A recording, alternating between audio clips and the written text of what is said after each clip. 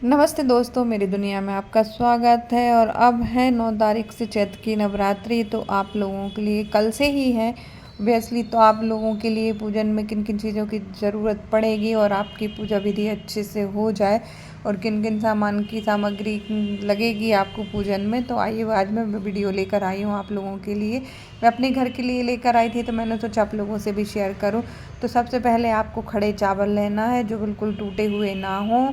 उसके बाद आपको कलश के लिए 1 लोटा लेना है, तो चाहे आप उस तांबे का ले लें या फिर आप चाहे तो उसका ले सकते हैं, कांसे का। ये तांबा और कांसा बहुत शुभ होता है। और फिर आपको जोत जलाने के लिए तिल का तेल या फिर गाय का घी ले सकते हैं। तो डेढ़ लीटर की क्वांटिटी होनी चाहिए, इतना लग जाता है। तो ये गाय का घी है और तिल का तेल है। और एक नारियल कलश के लिए हमें रखना है शहद, अश्वगंधा चंदन, काले तिल। ये काले तिल हम जोत में डालेंगे और हवन के लिए ज़रूरत पड़ेगी हमको।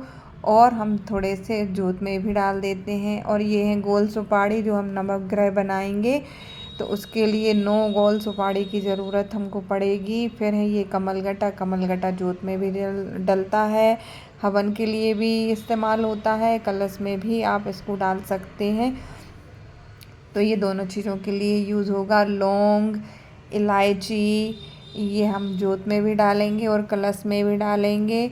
और भोग में भी हम लौंग रखते हैं। भोग में लौंग और बतासे का बहुत महत्व होता है, आप इसका भोग लगाएं, माता रानी बहुत प्रसन्न होती हैं।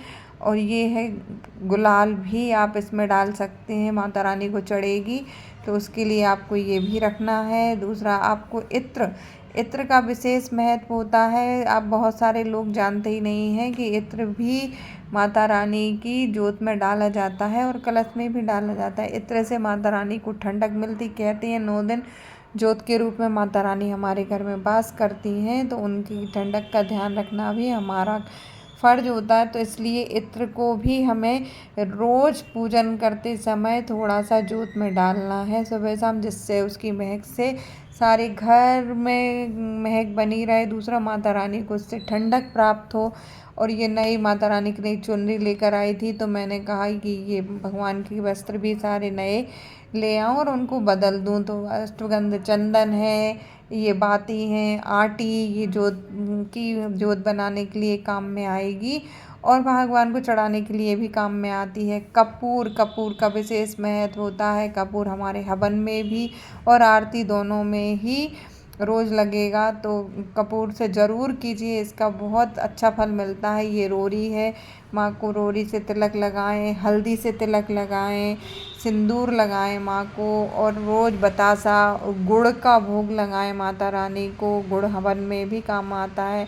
मैं पीली और लाल चुनरी माँ के लिए लेकर आई थी। और ये देखिए हवन सामग्री है, इसमें आप घर में चावल, शक्कर, घी और काले तिल, ये खुद आप मिला सकते, कमलगट्टा वगैरह ऐसी चीज़ें आप मिला के और इसको अच्छे से तैयार कर सकते हैं। थोड़ी इत्र भी मिला लें। और इसके बाद हम ये देखिए हल्दी में चावल रंग लेंगे, तो इससे हम नवग्रह बनाएंगे। आप 2 कटोरी से और हल्दी से चावल रंग लीजिए और फिर सुंदर सा नवग्रह बनाइए।